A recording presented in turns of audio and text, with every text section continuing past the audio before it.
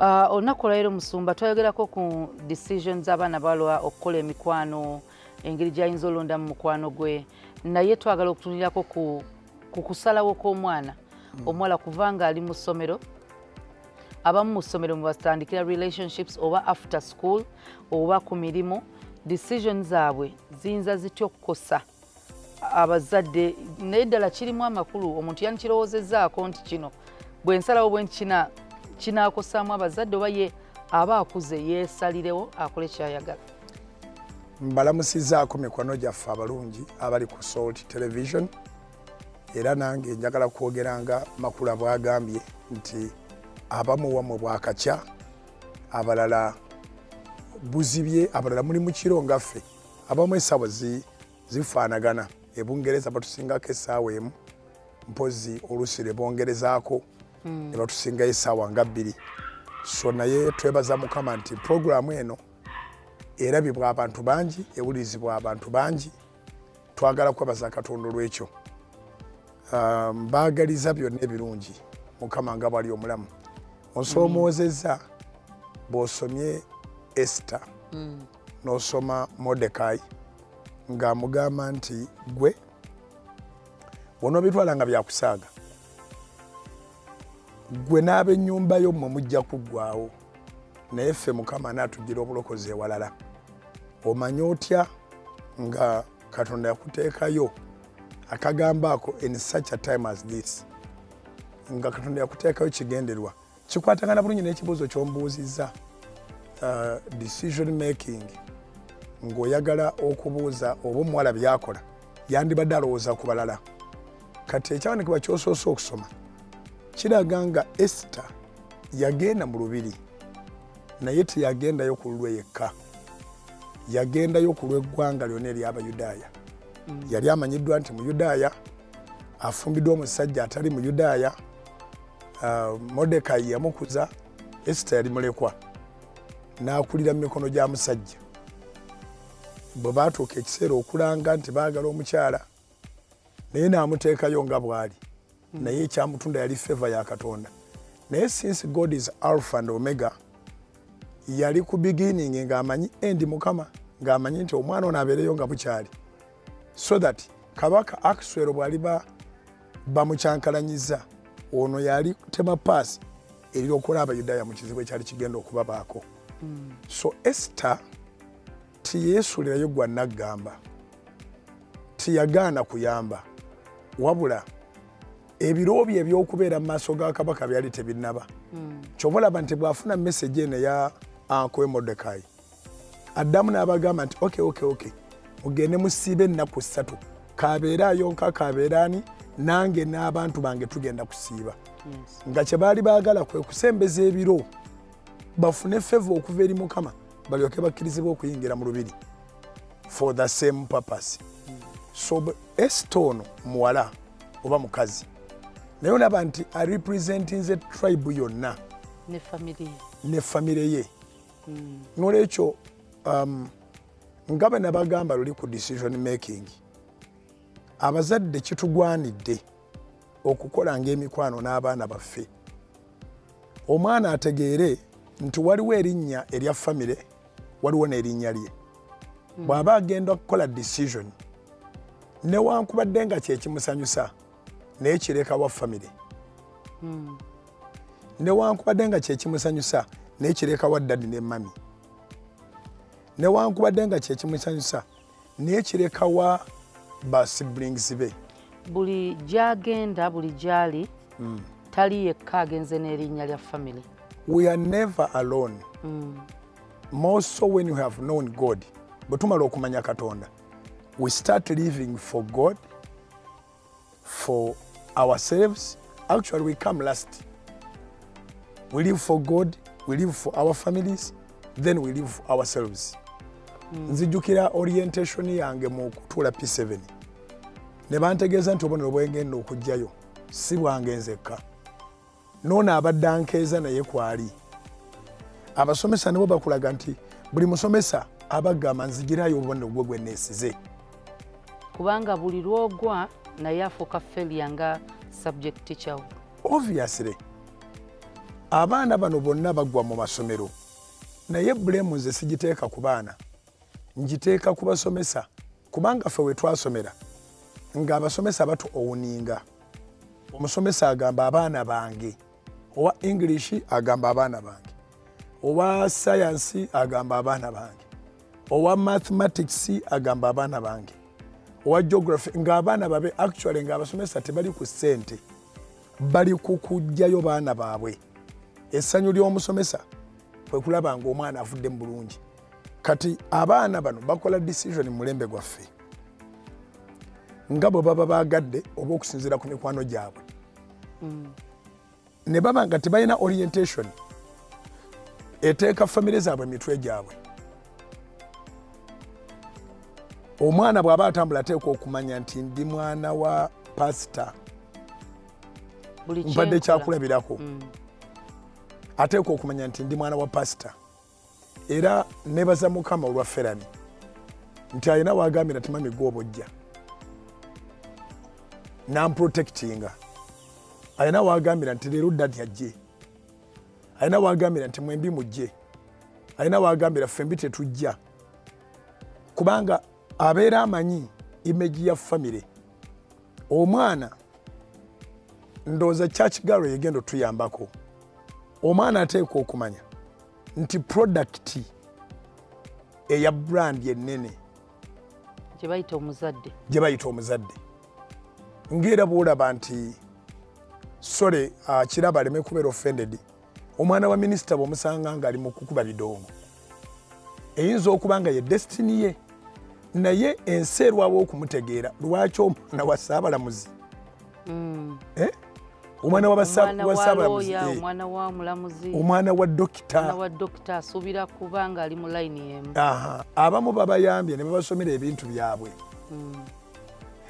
kyoyagala amateeka ago n'agamaliriza n'agenda n'apasuwinga ekike tulina omwana mu solt omutegeera obadde omuyambako mu orientation naye minisita yatukubira essimu omwana yamala okusoma diguli yagifuna naye alina kyayagala ye ayagala midiya waliwo ne production manager wa radio is a pharmacist by profession is a producer music producer ne mu salt media akolanga producer production manager passion ye eri mu byuma naye ng'ate ayina kupima ddagala abantu lye bagenda okutwala Dr. Hilderman ng'ali mu music because professionally musawo kati waliwo ndowooza twogerere mu stages waliwo stage nga family erina okutula mu meeting ng'eri respectful taata woono omulamuzi ategere bulungi passion yo gyeri tomuswazizza osomye naye kati gwe ekikusanyusa kubeera music producer naye at this age eyo wansi eyo omwana ateekwa okuba nga ali mu kumentalingibwa famire mwazaalibwa yeeriwa azaalibwa mu famire kikaaki famire muyingire mu mutwe famire bwemala okukuyingira mu mutwe ebintu byogenda okusalawo olowooza ku famire abaana abawala bangi abagaana okwegabangula kubanga yandyagadde brother we abeeremuko ffe eri mu kyalo ekyatuna kyalinganga e Basaka nti abaana abawala bonna nga bazanya games za mbaga abalenzi nga bazanya games za kuzimba kakati mu mbaga muno mulimu omuko enkoko ye agenda kugifuna biki nga kimubeera mu mutwe n'abuuza ni kakati ono antwala enkoko agiwa ddaani so famire yazimbibwanga kuva wansi naye kati omutawana we guli omanyiiwo bansaasire njogera ebituufu kuba nze simanyi kwogera simanyi ku beating around the bush omwana ono gwe tusindika mu ssomero nga wa myaka 3 n'abeerayo n'atandika okwekolera decisions good enough abaana bali mu holiday ne yeekolera decisions paka ku university toyina bwogenda mumutegeeza nti abeetaaga mu decision making era ebirowoozo byange bigamba nti bwetaba ntaanya omwana yandigenze mu sulo ng'ekyomusanvu kiwedde entaanya amenvu bwe baba bagenda kugasogola mu buli ngeri yonna musuubiramu omubisi. Kakati bwe gavaamu ebisejja ebintu mu kifo ky'omubisi ne mutafuna mubisi, kyetwogere waffe Masaka nti bwetaba ntaanya etta amenvu ge musuubiramu omubisi ne gavaamu ebintu nga biringa bongo. Kozi njogera naba .com entanya. I think I've tried to explain.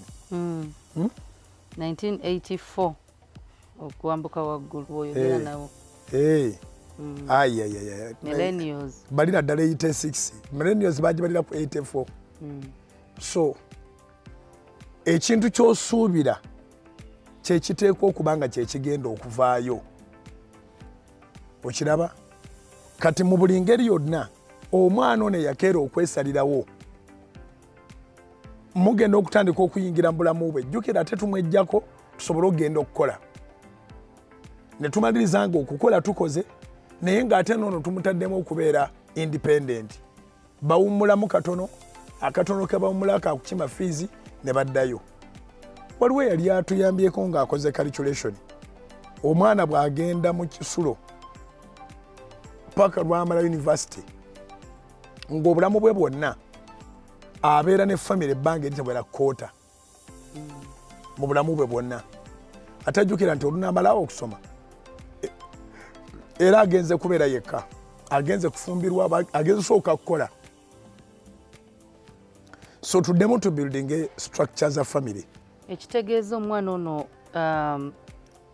independence gye tutaddewo from the parents nti ali ku ssomero, essomero sina lyadde, bamu ba kisulo daycare, katandike mu daycare nti agenze ku ssomero. Tutandise okubanga takyali muntu agamba nti bamama banaagamba ki, taata anaagamba ki, tebaliiwo. Kati n'agenda ng'akula ali yekka, bujjakumba okubeera independent from the parents, atandika okubanga naye mu mutwe gwe ayeesalirawo nga ye kubanga akuze yekka. N'abooluganda baali nabo si baaluganda biologically, ali n'abooluganda from different parts of the world. In fact decisions ze atandika zirowooza kukosa mikwano gye. Kati ekizibu mikwano gye embeera ze zezimu naye. Kati ekizibu mikwano gye kyagenda okukola tekikosa mikwano gye bakisanyukira. Balina cocaine n'omwana agenda kuyiga cocaine. Bajja n'ewalagi n'omwana agenda kuyiga walagi. Bagenze mu balenzi n'omwana agenda mu balenzi. As long as mikwano gye bali okay with it, ojja kwekanga nga abazadde tetuli mu kifaananyi. Nga opinion yo tekyamatarenga. Of course. So yali si Honorable Geoffrey Lutaaya, yali Ronald Mayinja ye yayimba nti tutegekedde abaana tutabategeka. Gunjula omwana. Oluyimba olwo lulungi nnyo. Kubanga omwana ono mumwejjako ku myaka 3 talidda mu bulamu bwammwe. Ogenze wala. Kasita tumuzaala tumuwa mukozi. Kubanga maternity leave tejja kusukka myezi 3. Kati olwa maternity leave ey'emyezi 3 k'omuteeredde awo era abaana kati bayonka katono. Kyobalaba abaana abamu bakambwe kubanga babakuliza ku mata ga bisolo. Kakati ak'obuntu ke tubanoonyaamu balimu ka busolo okusinga. Kati omwana ono twetaaga bwe tuba tunaagamba nti decision abaana ze bakola zitukosa, tuyina okuddayo ku drawing table. Have we built a family or not?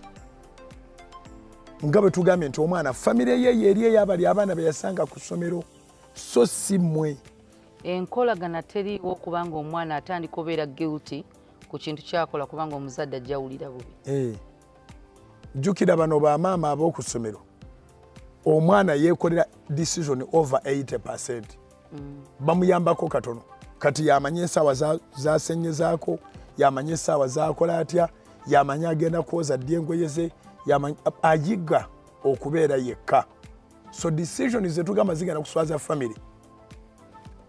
Ekituufu kiri nti omwana tabeerangako part of the family. Kirungi tukole paati yaffe. Omwana omuteeke mu kisulo ng'amaze ekyomusanvu.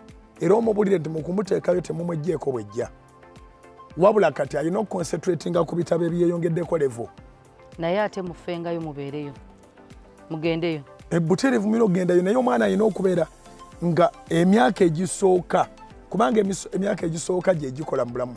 Nali ntambula naawe jjuuzi no zituwoziyo ne tulaba omwana ng'omwana ali myaka between twayogera ku mwana tulaba omwana nga ali between 8 and 12 ne tugaa nti ekyo ekiregisteringa ku bwongo bwabwe tekivaako. Omutulugunya agenda kukukyayira ddala, omwagala agenda kukwagalira ddala, tali kwerabira mu bulamu bwe. Ate 12 yefuluma P7. Kati emyaka gino egisooka omwana twetaaga okubeera naye era omubulira nti ekyo kyogenda okukola kati ekyo ogenda kukola kyaki balina bakole bati ffe twakulaba tugamba kati olaba wenkana n'oyo omukulu bamugamba okuba nga teyenkana naawe omuto ne bakugamba oyo baabawo teweekanikirira ku baabawo. Decision making ne ziba nga zirimu respect.